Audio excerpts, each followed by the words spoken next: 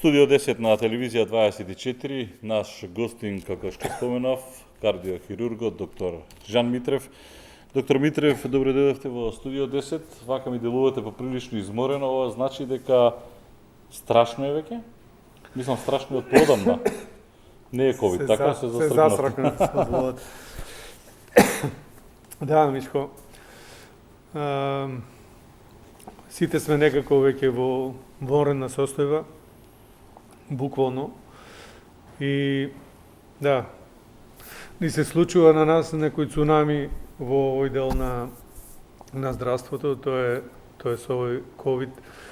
У последните, да речем, недела дена веќе можеме да збориме за ескалација на проблемот. Ние го тоа доживуваме посебно затоа што воглавном кај нас идат оние најтешко болни пациенти кои веќе биле негде стационирани или нели пробале да се. Од се докторе, помагате, да носите кај Жан Митрев. Што правите вие? Па ние се грижиме за луѓето, правиме она што може максимално да се направи во овој момент во светски рамки. Очигледно дека луѓето нели си зборуваат меѓу себе и си пренесуваат информации. Воглавном успеаме кај многу голем дел од тие луѓе кои дури некојаш и ние ги ставиме под прашалник дали можеме да помогнеме воопшто, успееме да ги повратиме. За жал кај некои не успеаме. Зависи од многу од нели во која состојба ќе бидат донесени. За жал ги гледаме во воглавно во многу тешка состојба. Над 1000 заразени броиме бројки изминатиот период, тоа е скоро повеќе од 30%. Државните болнички капацитети се преполни. Колкав е капацитетот на Жан Митрев, говорам за ковид пациенти, пошто вие претпоставувам работите и друго, затоа што има луѓе кои што имаат маки и со срце и со се останато.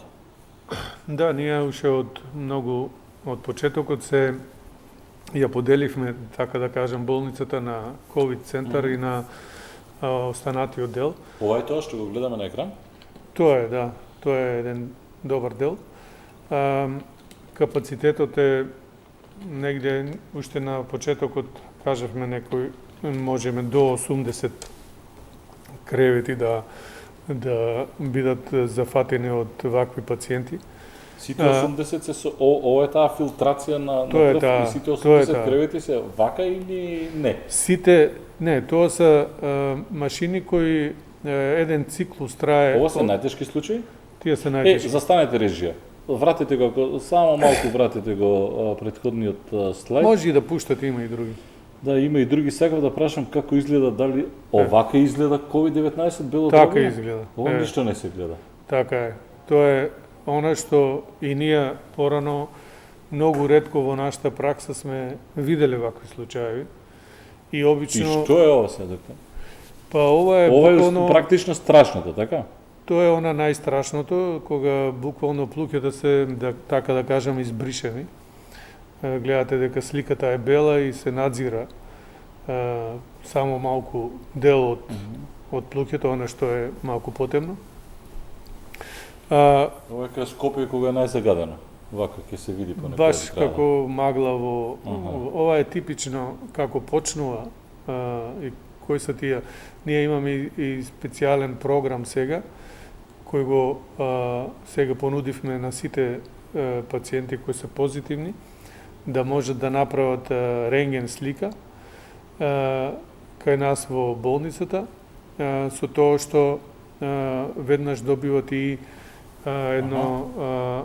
имаме еден специјален софтвер кој ја обработува оваа рентген слика и визуелно и процентуално колку е зафатеност и дали е ковид. Прво многу е прецизен тој софтвер во однос на ковид диагностика и практично сите рентген промени се поклопуваат и со потоа лабораториските.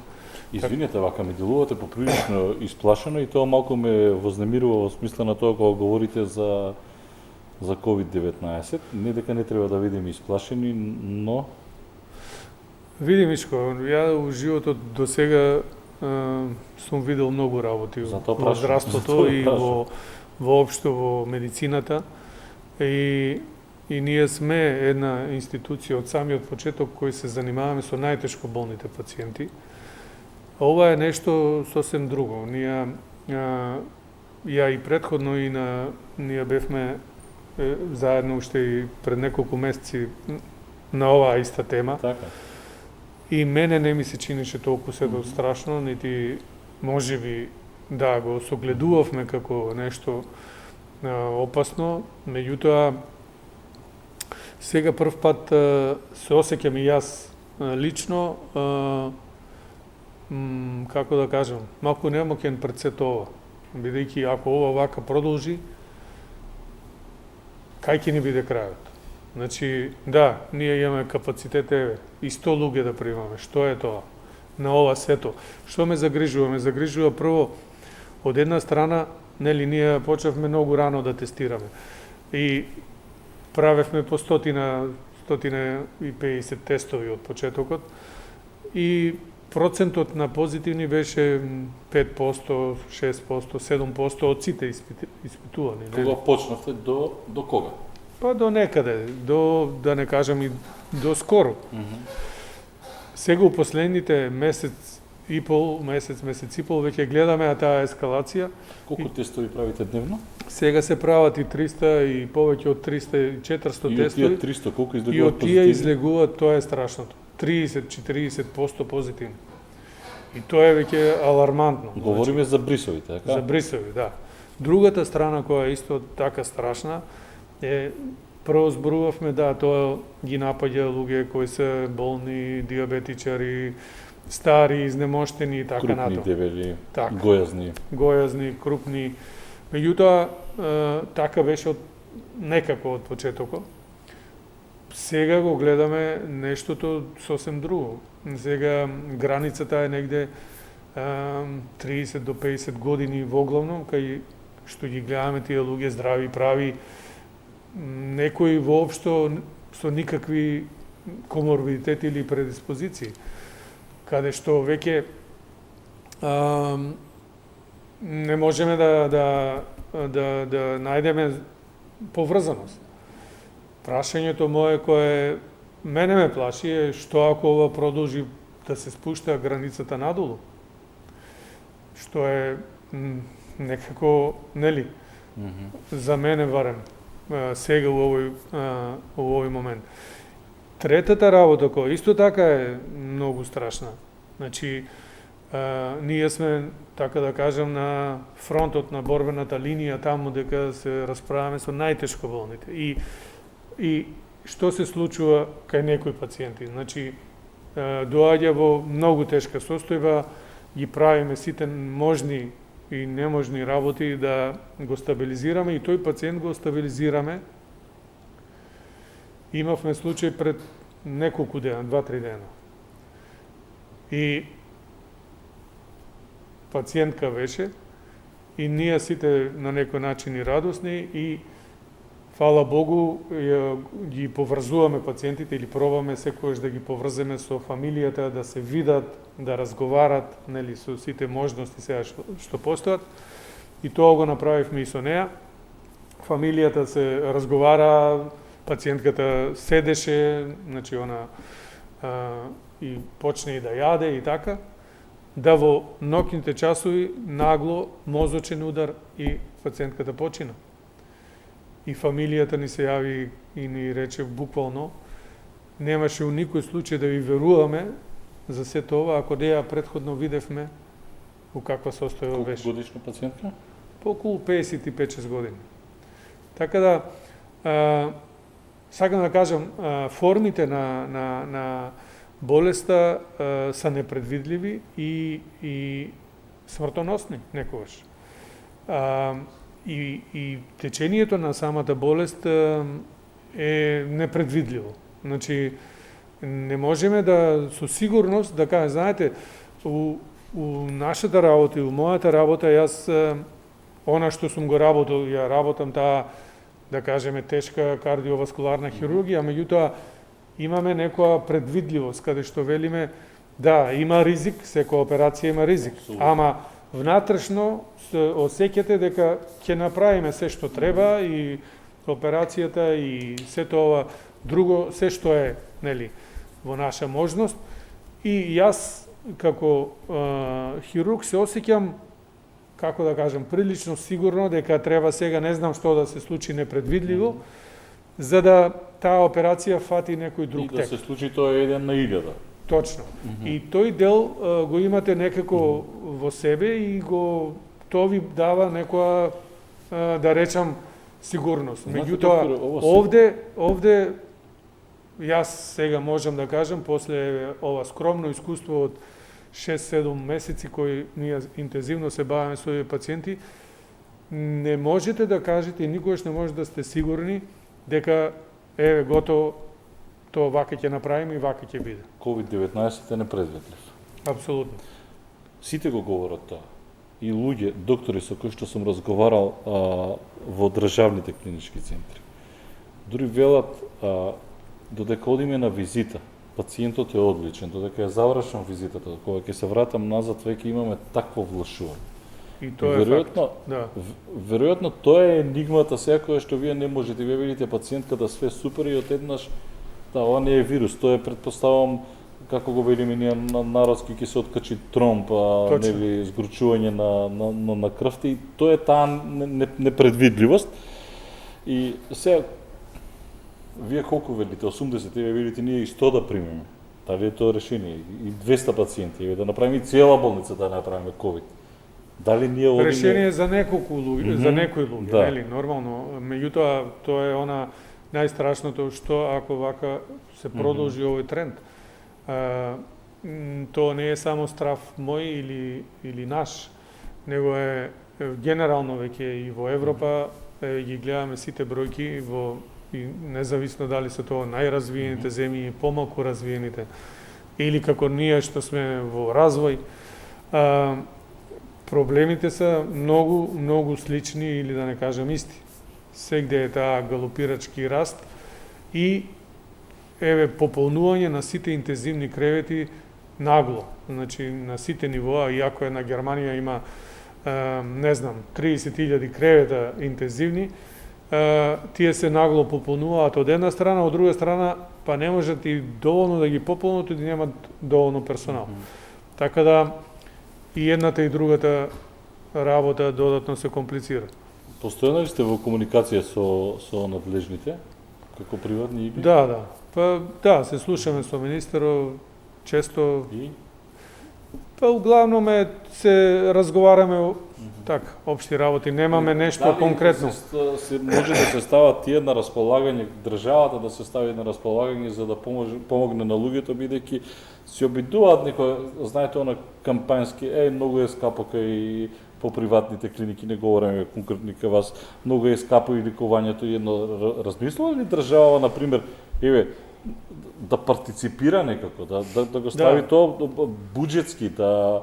Знаете, затоа што проблем, вие од една страна помагате, од друга страна некои велат, ќе критикуваат, ние што немаме пари, иако сега државата веројатно нема и тие отварат, како се види, дополнителни капацитети.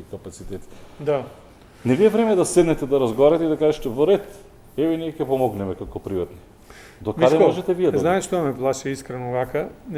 Ти исто одамна памтеш како ја. Ако се сеќаваш Бугарија која ја доживеа она транзиција во едно време кога се распадна нивните системи, тие посткомунистичките системи, така? Добра. И на Црното море остана еденал празни хотели. Да.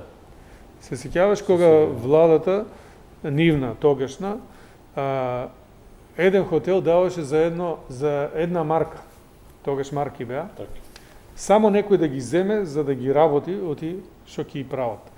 Плашиме да не дојде тоа време и во Македонија кога сега се уште ние 20 години се препукававме приватно јавно, а суштината не се гледаше, дека тоа е за интерес на пациентите. Овде ќе ви простат се успех никако во оваа држава, тоа сте го Да, научили ама веќе? да не дојдеме у ситуација кога ќе се нудат болниците можеби за 1 евро, ама нема кој да ги зебе и кој треба да ги работи, бидејќи што и да ви дадат, треба да го работите. Тоа значи инвестиции, тоа значи опремување, тоа значи многу работи и тоа значи можности. Значи, јас сум направил нешто, ама тоа нешто, тогаш кога сум го правил, не сум баш можел да предвидам дека ќе биде ваква катастрофа, нели, во здравствениот систем генерално. Никој не може. Меѓутоа, сум направил една болница која може да сега направи ваква можност. Малку во Европа има болници кои можат да се претворат во цела интензивна нега. Цела болница. Значи, ние буквално имаме 100 кревети интензивни. То со негативен притисок. Значи, во германски услови една интензивна нега на кардиохирургија во главном, кај што се да речеме, развиени интензивните неги, имаме една или две така наречени изолации, каде што постои интензивна нега со негативен притисок. Зошто негативен притисок? Затоа што е докажано дека овие аеросолите се задржуваат во воздухот и се заразуваат персонал. Колку се задржуваат, дај за тоа да говориме. Па се задржуваат и се заразуваат луѓето. И тоа се гледа во бројките во западна Германија, во Германија сега, дека добар дел од персоналот се заразува работејќи со болните. Ние можеме да кажеме дека после 6 месеци работа со такви пациенти немаме ни еден наш вработен кој се заразил од работата кај што е работил. Меѓутоа имаме која дошле од одмор, која вака ќе си комуницираат, разговараат пријатели, другари Кој ќе се опуштат малку. и роднини без маски, нели, која ќе си буквално малку плюкату во лице. Така се заразуваат. И тоа се тие работи кои велиш да. Сега не можеш да, кога е пандемија, кога е криза, кога е вака со пациенти и со преполни кревети, сега да се прави инфраструктура, сега да се инвестира, сега е веќе да видиме од сето тоа што може да направиме надолу. Дури ви тврдам дека и сега да речете поверете ви оставам клиниката Жан Митрев на располагање, мислам дека ќе ви ја изнесат за 24 часа. Па, ќе остане. Џабе сето тоа. Ние така функционираме 30 години. Полничките капацитети се преполни. Вие велите ќе отвориме и 100-200, имаме ли ние луѓе кои што ќе работат на крајот од денот? Тоа е исто така голем проблем и тоа е исто така генерален проблем. Затоа што и вие, и сестри, и болничари, од прв до последен, тоа се изнемоштено од март, од февруар, од кога почнува, тие луѓе белден имаат видено. Па, види, Мишко, реално да зборуваме, не е баш така.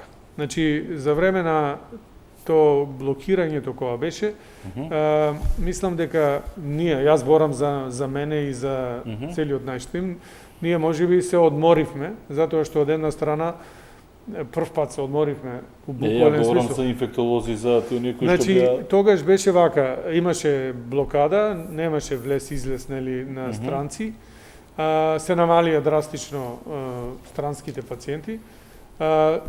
Нашите пациенти се плашеа да доаѓаат во болница и тоа некако сите, да речам, сервиси, сите бројки падна доста ниско, а од друга страна немаше, барем тогаш кај нас, немаше таква навала. Имаше од време на време по 10-15 пациенти до 20 максимум кои ги лекувавме од ковид. Немаше, дури мислам дека и немаше таква форма на агресивност болеста во тој период. Може би така ми се чини сега, бидејќи сега има многу повеќе пациенти. Меѓутоа, со после летото, практично после август, веќе септември и веќе октомври е ескалацијата, значи тие бројки се сосем друга работа и сега ние тек се уклучуваме у работа. Зборувам за нас. Доктор, има ли место кај вас сега? Моментално она што отпуштаме на ден измеѓу 5 и 10 пациенти да се одат дома, оздравени и толку примаме. Значи буквално е кревет за кревет или пациент за пациент. Не знам како ќе биде притисокот натаму, меѓутоа има повеќе од 20 до 30 секој дневно кои се на листа за чекање. Ја гледам сликата, ме заинтересира, не знам што е. Да. Тоа е компјутерска томографија. Ова се белите дробови? Да, тоа се белите дробови, тоа е пациент после ковид кој му правиме компјутерска томографија да видиме колку е фиброзата на тоа се фиброзните ленти што се гледат во однос на остатокот после. Што е лево, што е десно? Тоа е онај софтвер кој ти почнам да ти кажувам, тоа е класична рентген слика и тоа е истата таа слика кога ја анализира компјутерскиот систем, кој точно да она што е плаво е као условно здраво, зеленото е веќе болно, а жолтото е веќе многу болно. Тоа жолтото е ковид и зеленото? Да, жолтото и зеленото е ковид. И ова со филтрирање на крвта како се чисти, она што го правите вие? Па се стабилизира имунолошкиот систем. А ова иритира на кашлање? Па зависи, различни се формите. Ова со антибиотик ова може да се реши? Не, у никој случај. Нема шанси? Не. Види, Мишко, многу е проблем во Македонија, од почетокот се, нели, најна почетокот на ковид се каже дека сума медот делува и така натаму. Меѓутоа многу брзо сето гледате како и точно системот дава колку е зафатеноста на плуќата од ковид. Колку е во тој момент зафатено. Бидејќи ова е вака, гледате, да речем, сликовито само, меѓутоа што е? Тоа е веќе срцето, бидејќи во склопот на компјутерската томографија се анализира и срцето. Доктор, ова страв да те фати. Кој тоа добро ќе заврши ли ова некој? Што велат? Контактирате ли со светот? Па да се надеваме, види, сега гледаш и сам се работи на многу страни, од една страна на лекови и виростатици, така наречени, од друга страна на вакцини. Еве се најави уште една вакцина од германско-американско потекло. Би требало после нова година да почнат и они со вакцинирање. Сето тоа бара време, долгорочни се тие напори за да се утврди нешто дека стварно има ефект, поготово на широка популација. Таа вакцина колку ќе делува, како ќе делува сега таа која ја најавија германската вакцина, да кажеме. Одма се јавуваат многу додатни прашања, тоест технички проблеми. Таа треба да се чува на минус 70 степени. На минус 70? Да. Значи, како ќе се транспортира, која е таа логистика и технологија што треба тоа сето да го возможи. Идеме сите у Германијата на вакцинирање. Да, они зборуваат за веќе некои пунктови, специјални пунктови, бидејќи не може тоа да го дава заради тоа што таа така се складира, да е стабилна. Значи ќе бара многу протоколи како тоа да се спроведе. Од друга страна пак е неизвестно таа вакцина, еве и како што велат 90% функционира, супер. Колку тоа долго трае, дали ќе трае 2-3 месеца тој имунитет ако се ствара. Има многу прашања кои се отворени, кои тек треба, нели, научната мисла и медицината да ги докаже. Доктора, извинете се, кога ќе завршите, например, кога ќе се излечите од ковид, остава тој трајни последици по тоа? За жал, добар дел остава и првите студии кои се направени после ковид, значи за сите пациенти кои имат, види, мора повторно да го повторам, не сите кои се позитивни се болни од ковид. Така. Значи, и не сите кои се негативни се има и лажни негативни. Меѓутоа, болни од ковид се само оние кои развијат клиничката слика на засегање на плуќа, на температури и Како развој. правите разлика сега доаѓа зима, загадена помеѓу грип, помеѓу настинка, помеѓу ковид? Како се прави разлика? Значи, Можно ли е да имаш пнеумонија да си негативен? апсолутно. Значи, имаме сега сите тие можности, а имаше и некои графици кои се појавија. Имаме веќе така наречен COVID пакет и за лабораторија, имаме рентген специјален кој е дедициран само за откривање на COVID. Значи, една пнеумонија која може одма да се верификува дали е бактериска или од друга причина, или од COVID. Имаме генетски пакети на вирусни инфекции, на вирусни испитувања, што сега ние го проширивме за оваа сезона. Ги ставивме сите вируси кои се најчести, значи инфлуенца А, Б, некои од коронавирусите и значи оние стандардни за грип кои ги често има и заедно со COVID.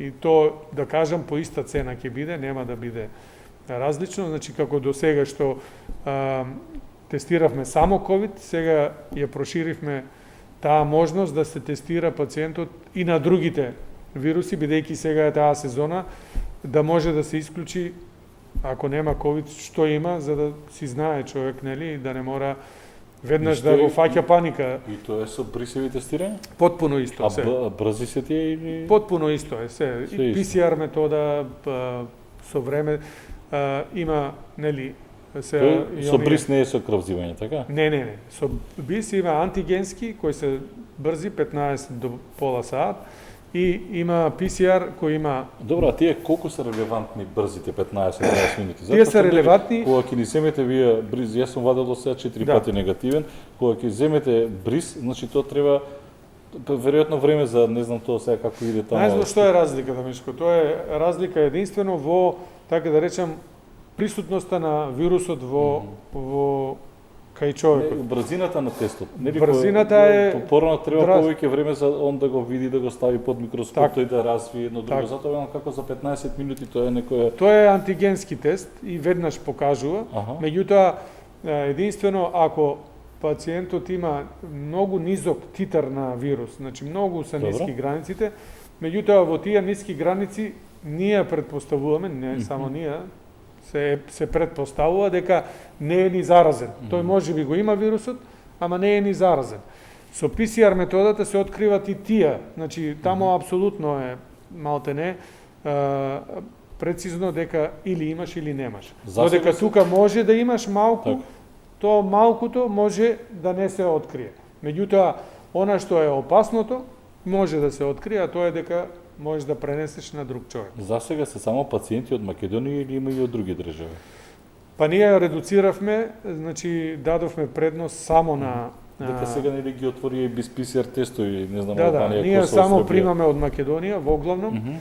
И сега некои каде што мораме да направиме отстапка преку амбасада, преку некои луѓе каде што морате да примете некој друг од странство од Косово и така. Меѓутоа се многу малку таквите пациенти. А кардиохирургија намалена? Ние, како што ти кажам, ја поделивме болницата, така да нема буквално никакво мешање меѓу едните и другите, прав смисол на зборот. И ние си тераме, па условно се намалени. Меѓутоа, пак тераме еден нормален, да кажам, програм од неколку десетина операции на ден, кои се. Можно ли е после COVID-19 да имаме наезда на други болести? Можно е. Затоа што не ја довршивме работата во однос на пост-ковид болеста. Добар дел од пациентите се жалат на понатаму на потешко опоравање, на малаксовост, на замор. Студиите кои се направени со магнетно испитување на срце после ковид покажуваат дури 70% од сите пациенти засегање на срцевиот мускул. Тоа значи дека ние имаме засегање на плуќата како главен и најверојатно сензитивен орган во акутната фаза. Меѓутоа има и засегање и на срцето и на другите органи.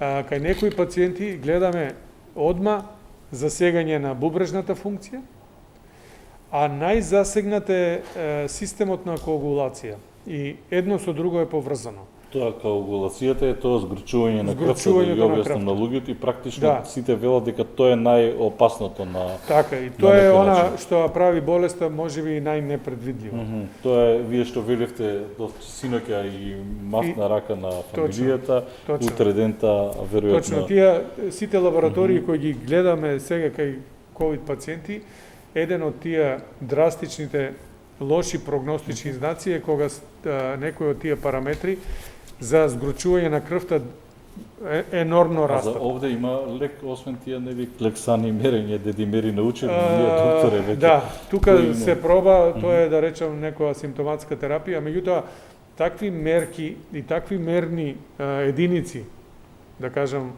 патолошки, во однос на таа коагулација на крвта, тие дидимери кои што ги мериме. Ако тие се дидимери, например, во огромни ако тие дидимери се во ред, например, денеска, може утре дента нагло да се влошат или Може. тешко?